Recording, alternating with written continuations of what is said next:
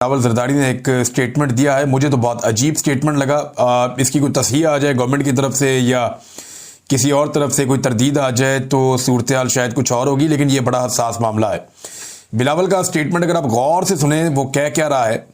बिलावल ने इंटरव्यू दिया अल जजीरा को, और ये इंटरव्यू देते हुए बिलावल ने कहा, पीपल्स पार्टी के चेयरमैन और साबिक वज़ीर ख़ारजा बिलावल जरदारी ने कहा कि पाकिस्तान को एतमाद साजी के इकदाम के तौर पर मखसूस अफराद भारत के हवाले करने पर कोई एतराज़ नहीं है, ताहम उसके लिए नई दिल्ली को इस अमल में ताउन पर आमादगी जाहिर करना होगी। सिंपल जुमला यह है कि भारत ताउन करे तो मखसूस अफराद की हवालगी पर कोई एतराज़ नहीं होगा, यह बिलावल ने कहा। अच्छा, बिलावल ने यह बात पाकिस्तान के बिहाफ पर कही है, और बिलावल इस वक्त पाकिस्तान की हुकूमत का हिस्सा है, यानी हुकूमती जमात है। सिर्फ ये वजारत में नहीं बैठे हुए, वो बातचीत चल रही है, शायद ये आगे वजारत में भी बैठ जाएं। इनके ऊपर दबाव डाला जा रहा है, और एजाज सैयद साहब की खबर है कि फिर जरदारी साहब की अपनी सदारत जो है वो ख़तरे में पड़ सकती है। मैंने आपको बहुत पहले ये बात कही थी कि जिस वक्त मखसूस नशिस्तें नून लीग को मिल जाएंगी, पीपल्स पार्टी का पत्ता साफ हो जाएगा, क्योंकि पीपल्स पार्टी फिर ब्लैक मेलिंग की पोजीशन में नहीं रहेगी, वो उतनी ताकतवर नहीं रहेगी जितनी अभी है, उनकी वो ज़रूरत भी नहीं रहेगी। लेकिन बिलावल का ये स्टेटमेंट क्या हुकूमत वक्त ओन करती है या डिसोन करती है, क्योंकि यहाँ पे दो लोगों का कैटेगोरिकली बिलावल ने नाम लिया है। पाकिस्तान की रियासत भारत में होने वाली दहशतगर्दी के मामलात पे हमेशा डिनाइल में रही है। पाकिस्तान का जो रियासती मौक़िफ़ रहा है या जो पाकिस्तान की एस्टेब्लिशमेंट का मौक़िफ़ रहा है, वो हमेशा ये कहते रहे कि जी भारत के अंदर दहशतगर्दी में पाकिस्तान से कोई इन्वॉल्व ही नहीं है। वो हमेशा ये कहते रहे कि जनाब भारत पाकिस्तान में दहशतगर्दी करता है। वो हमेशा ये कहते रहे पाकिस्तानी एस्टेब्लिशमेंट के लोग या पाकिस्तानी हुकूमतें कि पाकिस्तान की किसी भी इदारे की या शख्सियत की भारत के अंदर दहशतगर्दी में कोई इन्वॉल्वमेंट नहीं है, और अगर है तो भारत कोई सबूत दे। और पाकिस्तान का एक रियासती मौक़िफ़ रहा कि भारत आज तक सबूत देने में नाकाम रहा। लेकिन बिलावल ने दो लोगों के बारे में बात करते हुए ये कहा, एक बिलावल ने हाफिज सईद साहब का नाम लिया और दूसरा मौलाना मसूद अजहर साहब का नाम लिया।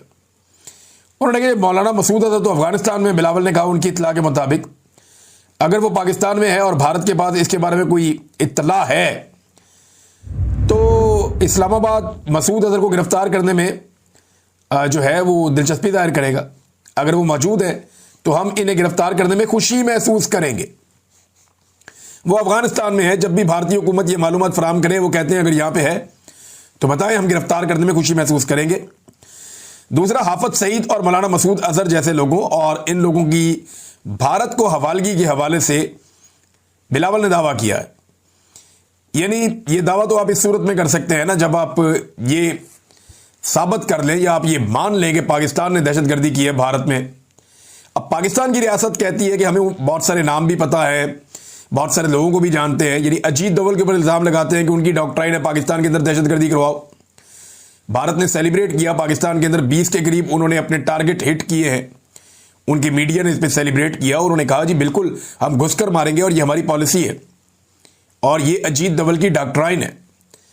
तो क्या पाकिस्तान भारत से अजीत डोवल को मांगेगा कि पाकिस्तान के अंदर कत्लो गारतगिरी हो रही है, ये बंदा आप हमें दे दें, तो भारत पाकिस्तान को दे देगा? भारत पाकिस्तान से मांगता है कुछ बंदे, लेकिन पाकिस्तान कहता है कि भारत ने सबूत नहीं दिए या ये बंदे दहशतगर्दी में इन्वॉल्व नहीं है। पाकिस्तान इस किस्म की बातें करता है। बहरहाल बिलावल ने बहुत बड़ा स्टेटमेंट दिया। बिलावल का ये कहना है कि अगर भारत ताउन करे तो ये मखसूस मतलूब अफराद जो भारत को हैं ये भारत के हवाले कर दिए जाएंगे। हालांकि पाकिस्तान और भारत के बीच में मुजरिमों या मुलजिमों की हवालगी के हवाले से कोई दो तरफा मुआहदा नहीं है। ये बात आप याद रखिए कि पाकिस्तान और भारत के बीच में जो हवालगी के हवाले से कोई दो तरफा मुआहदा नहीं है।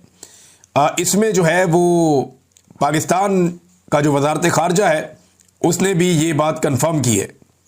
लेकिन बिलावल के दिमाग में ये बात कहाँ से आ रही है, रियासत पाकिस्तान अब इसके ऊपर क्या कहती है, ये आने वाले वक्त में पता चल जाएगा। इस तरह तो पाकिस्तान के पास बेशुमार नाम है, पाकिस्तान भी मांगना शुरू कर दे जनाब वो बंदा भी हमारे हवाले करें, वो बंदा भी हमारे हवाले करें, तो क्या भारत करेगा?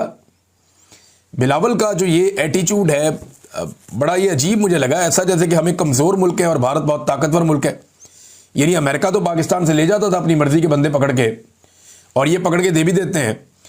अभी आसिम मुनीर साहब ने एक बंदा पकड़ा और पकड़ के अमेरिका को कहा कि जी हमने पकड़ लिया, डोनाल्ड ट्रंप साहब को बताएं, और फिर वो बंदा जो है वो अमेरिका के हवाले भी किया हमने। यहां से हमने बंदा पकड़ा और अमेरिका के हवाले कर दिया, वो लेकर चले गए अमेरिका में। लेकिन क्या कोई बंदा हम वहां से ला सकते हैं? तो क्या अब भारत भी पाकिस्तान से ऐसे ही बंदे ले लेकर जाएगा? जबकि पाकिस्तान की रियासत हमेशा डिनाइल में रही और हमेशा ये कहती रही कि हमारे यहां से कभी भी कोई दहशतगर्दी भारत के अंदर प्लान नहीं हुई और यहां से कोई दहशतगर्दी नहीं की गई। अजीब सूरत हाल है, मेरी समझ से बाहर है कि ये व्हाइट हाउस में किस किस्म के मुआहदे हुए हैं या किस किस्म की बातचीत हुई है या क्या कुछ वहां पे कमिटमेंट की गई है। ये आने वाले वक्त में और क्लियरिटी आ जाएगी।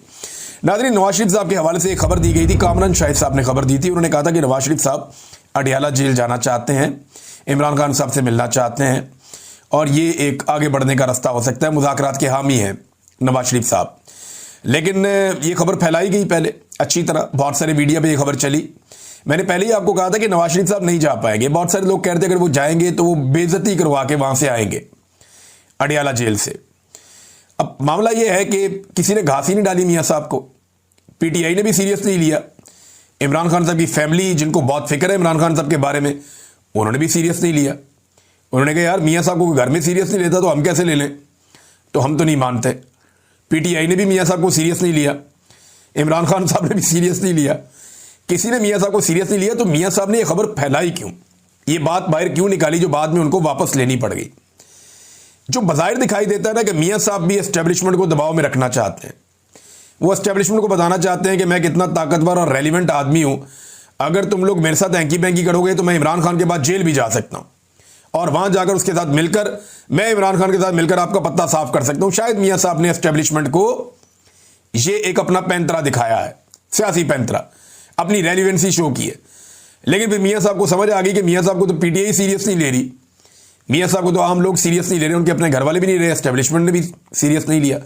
तो फिर इरफान सिद्दीकी साहब के जरिए से ये खबर वापस ली गई और ये करना ही पड़ा क्योंकि किसी ने मुंह ही नहीं लगाया। और अगर मियाँ साहब किसी को दबाव लेना भी चाह रहे थे तो वो दबाव में ले नहीं पाए। मियाँ साहब अगर जेल काट लेते ना और पाकिस्तान से 50 रुपए के स्टाम्प के ऊपर भागते ना और 4 हफ्ते का कह के 4 साल पाकिस्तान से बाहर ना गुजारते तो आज मियाँ साहब की सियासत कुछ और होती। लेकिन मियाँ साहब ने जो एक वोट को इज्जत दो की पॉलिसी को बूट को इज्जत दो की पॉलिसी में बदला और जिस तरह उन्होंने कंप्रोमाइज किया अपने मौके पे और एस्टेब्लिशमेंट की गोद में जाकर वो बैठे, इससे मियाँ साहब ने अपनी सियासत का पैर पे खुद ही कुल्हाड़ा मार दिए। मियाँ साहब जेल नहीं काट सके। राणा सनाउल्लाह साहब से जब सवाल हुआ कि इमरान खान साहब को आप कितने नंबर देंगे, ये इरशाद भट्टी साहब ने किया,